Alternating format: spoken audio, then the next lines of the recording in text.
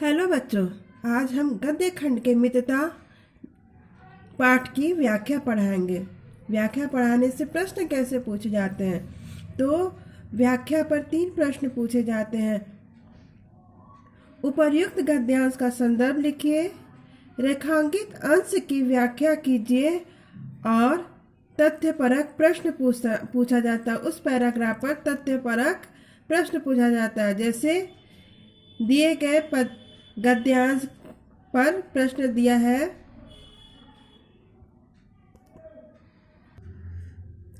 तथ्यपरक प्रश्न।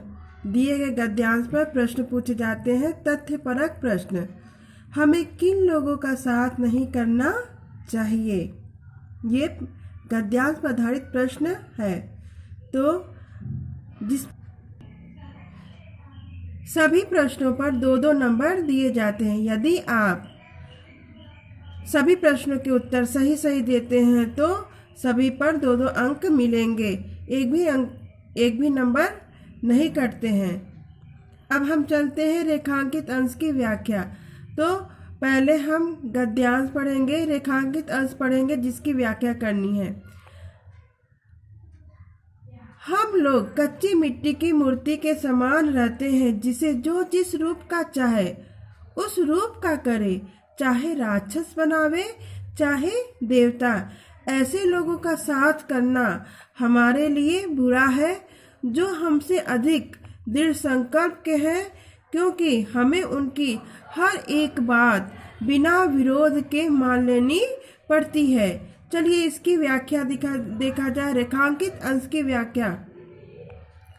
प्रस्तुत निबंध में आचार्य रामचंद्र शुक्ल जी बता रहे हैं कि हम लोग कच्ची मिट्टी की मूर्ति की भांति हैं, जिसे चाहे जो स्वरूप दे दे, चाहे जो आकार दे दे, चाहे राक्षस बना दे चाहे देवता, क्योंकि बाल्यावस्था में हमारा चित्त अत्यंत कोमल और हर तरह का संस्कार ग्रहण करने में सक्षम रहता है। हमारे भाव अपरिमार्जित रहते हैं और हमारी प्रवृत्ति भी अपरिपक्व रहती है। ऐसे समय में हमें ऐसे लोगों से मित्रता नहीं करनी चाहिए जो हमसे अधिक दृढ़ संकल्प के हैं, क्योंकि हमें उनकी एक भी बात का विरोध नहीं कर पाते और सहर्षी स्वीकार कर लेते हैं। तो प्रश्न देखिए, हमें किन लोगों का साथ नहीं करना चाहिए? हमें ऐसे लोगों का साथ कभी नहीं करना चाहिए जो हमसे अधिक दृढ़ संकल्प के हो, क्योंकि हमें उनकी हर बात को बिना विरोध के मान लेनी पड़ती है। ऐसे लोगों से मित्रता नहीं करनी चाहिए। अब चलिए अगला देखा जाए। विश्वास पात्र मित्र से बड़ी रक्षा रहती है। जिसे ऐसा मित्र मिल जाए उसे समझना चाहिए कि खजाना मिल गया। विश्वास पात्र मित्र जीवन की एक औषध है और इसी गद्यांश में नीचे दिया गया है। सच्ची मित्रता में उत्तम से उत्तम वैद्य की सी निपुणता और परख होती है। अच्छी से अच्छी माता का सा धैर्य और कोमलता होती है। ऐसी मित्रता करने का प्रयत्न प्रत्येक पुरुष को करना चाहिए। तो इसकी व्याख्या देखा जाए। इस गद्यांश पर भी प्रश्न पूछे हैं, जैसा कि 2 प्रश्न तो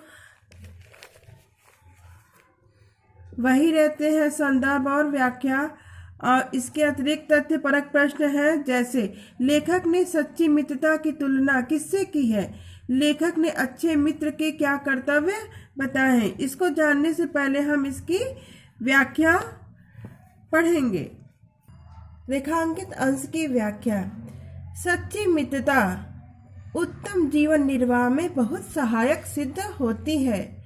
सच्चे मित्र की तुलना उत्तम वैद्य से किया जा सकता है। जैसे वैद्य अपने कार्य में कुशल और जानकार होता है, उसी तरह सच्चा मित्र अपने मित्र की अच्छाई और बुराइयों को परखकर कुशलता पूर्वक बुराइयों से मुक्त कराने और उसकी अच्छाइयों को बढ़ाने में पूरा पूरा सहयोग करता है। इतना ही नहीं, अच्छा मित्र अच्छी माँ जैसा धैर्यवान होता है, व्यवहार में कोमल होता है। वह मित्र को कैसे भी परिस्थिति में दुखी नहीं देख सकता। प्रत्येक व्यक्ति को ऐसी ही मित्रता करने का प्रयास करना चाहिए। अब देखिए प्रश्न क्या दिया है, लेखक ने सच्ची मित्रता की तुलना किससे की है? तो आप लोग देखिए, लेखक ने सच्ची मित्रता की तुलना उत्तम वैद्य से की है। अगला प्रश्न है, हमें मित्रों से क्या आशा करनी चाहिए? तो हमें अपने मित्रों से आशा करनी चाहिए कि वे हमारे दोषों त्रुटियों से हमें सतर्क करें, बचाएं, हमें सत्य और मर्यादा के भाव से पुष्ट करें, सदैव कुमार के प्रति सचेत करें और कर्मशील बनने में उत्साहित करें। चलिए अगला रेखांकित अंश की व्याख्या देखा जाए। सच्चे मित्र, पहले गद्यांश पढ़ा जाए। रेखांकित अंश की व्याख्या पढ़ने से पहले किसकी व्याख्या करनी उसकी उस गद्यांश को पढ़ा जाए।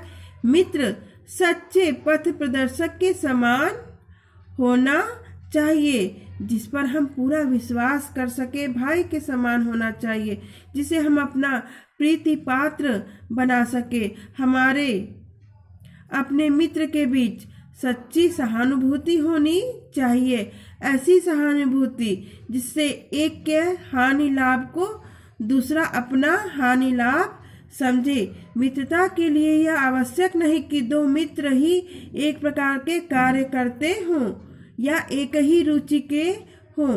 इसी प्रकार प्रकृति और आचरण की समानता भी आवश्यक या वांछनीय नहीं है। दो भिन्न प्रकृति के मनुष्यों में बराबर प्रीति और मित्रता रही है। तो रेखांकित अंश की व्याख्या चलिए देखा जाए। जैसे एक पथ प्रदर्शक सही रास्ता बताता है, वैसे ही सच्चा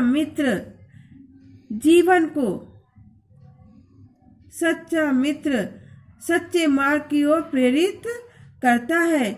जिस पथ पर चलकर मित्र उन्नति के शिखर पर पहुंच जाता है। मित्रों के बीच परस्पर सहानुभूति होती है, परस्पर विश्वास होता है। मित्र तो भाई के समान होता है, गहरी एकता होती है, वह प्रिय पात्र होता है। अतः मित्रों के बीच इतनी गहरी सहानुभूति और प्रेम होना चाहिए कि वे एक की हानि और लाभ को अपना हानि लाभ समझे। मित्र की हानि तो अपनी हानि, मित्र का लाभ तो अपना लाभ समझना और अनुभव करना सच्चे मित्र की पहचान है। मित्रता के लिए रुचि की समानता या कार्य समानता आवश्यक नहीं। इसी तरह प्रकृति और आचरण की समानता भी आवश्यक नहीं।